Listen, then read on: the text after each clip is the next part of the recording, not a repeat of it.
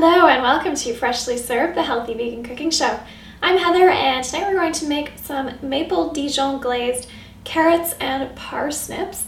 This is something that I love to make as part of appetizer night. Phil and I sometimes like, when we're having a celebration, to just do a whole dinner of appetizers. It would also be a nice side for another dish or whatever you like. So, for those of you who have not seen parsnips before, they look like a white carrot, and they usually have a very fat end as opposed to carrots, which are usually fairly uniform, just getting skinnier at the tip. So you want to have the same amount of parsnips as carrots. It doesn't really matter how much you're doing, but anyway, with carrots I don't peel them, I just trim off either end and give them a good scrub with a potato scrub brush. The nutrients are held in the skin primarily, so you want to take off as little skin as possible. With carrots, the skin is nice and thin. With parsnips, it's a little bit tougher on the outside, so I usually actually peel them, but if you use a peeler, it'll take off very little of the skin. Okay, so peel them, and then we're going to cut them into sticks as small as you like.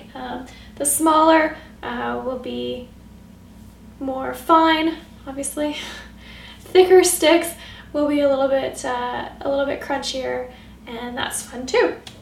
All right, vegetables are chopped, and I always like to multitask when I steam. So rather than just boiling water and putting my steamer over top, I'm boiling some potatoes for something else I'm doing tonight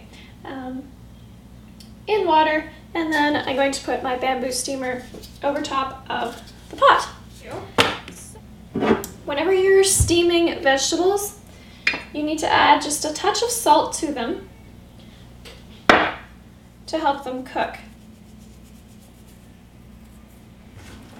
Now you can avoid this if you're on a sodium-free diet, but just keep in mind that the vegetables will not cook as quickly. So they're gonna have to be steaming for a lot longer if you're not using salt.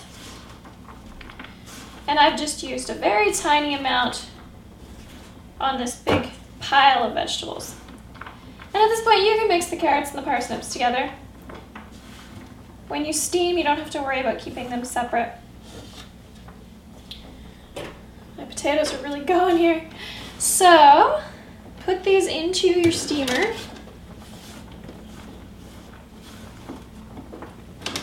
Calm down. If something's boiling over, by the way, and you blow on it, it'll bring the bubbles right down, the froth, if you will. All right, so lost one parsnip. There we go. Steamer full of vegetables. That is a beautiful sight right there. I'm going to put the top on, put this over my potatoes, and they need about 15 minutes to soften up a little bit. So while those are going, what you can do is turn on your oven, 350 or somewhere thereabouts, and we're going to toast some mustard seeds. Now these guys don't take very long to toast, and put about a tablespoon into a baking dish. So they don't need to go in right away, and depending on how long your oven takes to heat, you can leave it off for a little while. Mine takes a while to heat up, so it's about 5 minutes, and then I'll put the mustard seeds in for a couple minutes, and then take it out and get things ready to go so that they can go back into the oven.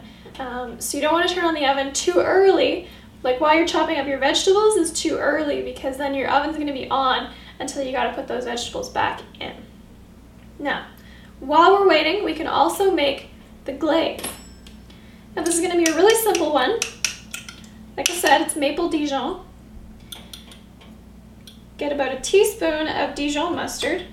And when you're buying mustard, like anything else, look at the ingredients and see what's in there, because you don't want a lot of of crap when you're making this really good food from scratch and then you throw some crappy mustard on top. That's not really that great. So this mustard has organic apple cider vinegar, organic mustard seed, some salt, and some spices. Pretty good, right? And per teaspoon, it has 65 milligrams of sodium, which isn't a whole lot. And what that means is I don't have to use any salt in this dressing. Normally I would put just a pinch of salt in to bring the flavors together, but because there's salt in the mustard, I'm going to leave that out. Now what I'm going to add next is some olive oil. Extra virgin means that it's the first press of the olive, which means that they don't have to use as much heat, they don't have to use chemicals. It's an easy press. It's also the most nutritious press because it's the first time the olives are getting pressed of their oil. So always extra virgin, and some maple syrup.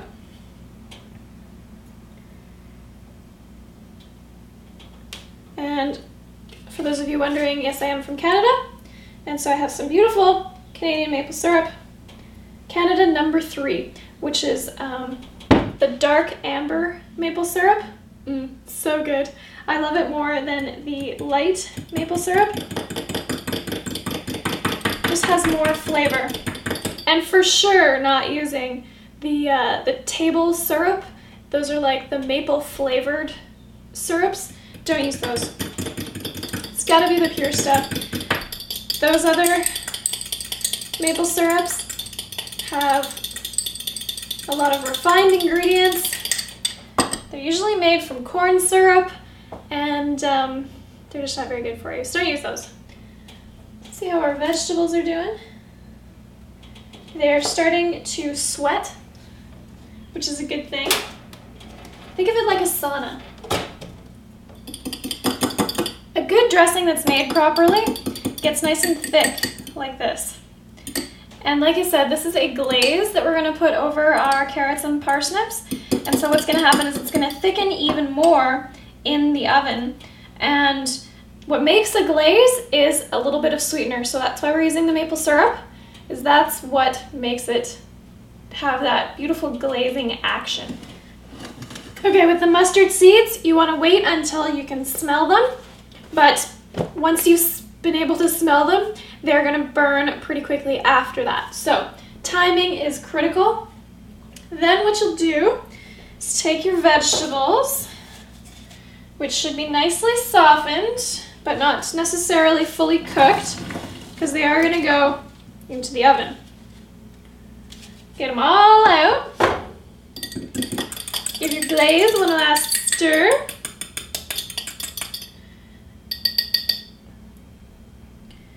And then pour it right over the vegetables and get it nicely mixed in there.